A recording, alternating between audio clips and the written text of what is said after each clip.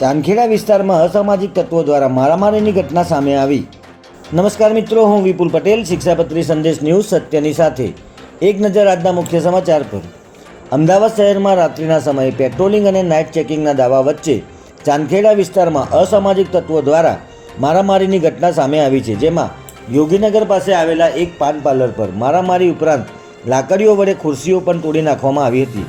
સાથે જ પોલીસની હાજરીમાં પણ લોકોએ મારામારી કરી હતી. ત્યારે આવા અસામાજિક તત્વોમાં પોલીસનો કોઈપણ પ્રકારનો ડર રહ્યો ન હોય તેવું જોવા મળ્યું હતું.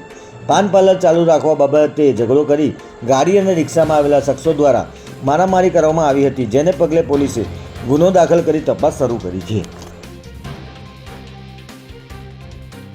અમદાવાદના 4 મોટા જ્વેલર્સ સાથે 4 કરોડ 45 લાખની કિંમતી જ્વેલરીની ઠગાઈ આચરવાના ચર્ચાસ્પદ પ્રકરણમાં અમદાવાદ ક્રાઇમ બ્રાન્ચની ઇકોનોમિક ઓફેન્સ વિંગે મોટી કાર્યવાહી કરી છે, જેમાં પોલીસે મુન્દ્રાના રહેવાસી અને પ્રદેશ ભાજપ મહિલા મોરચાના ઉપાધ્યક્ષ છાયાબેન ગઢવીના પુત્ર શિવમ ગઢવી સહિત 4 આરોપીઓની ધરપકડ કરી છે.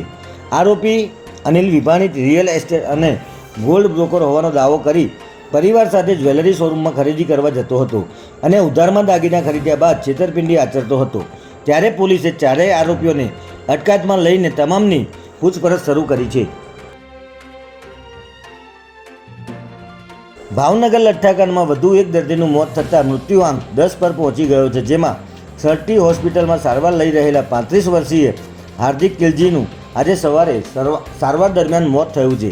મૃતક યુવક ભાવનગર વિસ્તારમાં વર્ધમાન નગરમાં રહેતો હતો, જેને પહેલાં શહેરની ખાનગી હોસ્પિટલમાં સારવાર માટે દાખલ કરવામાં આવ્યો હતો, પરંતુ તેની તબિયત વધુ લથડતા સરટી હોસ્પિટલમાં સારવાર અર્થે ખસેડવામાં આવ્યો હતો, જ્યાં સારવાર દરમિયાન તેનું મોત નીપજ્યું છે. ત્યારે આ અંગે ભાવનગર કલેક્ટર દ્વારા માહિતી આપવામાં આવી છે.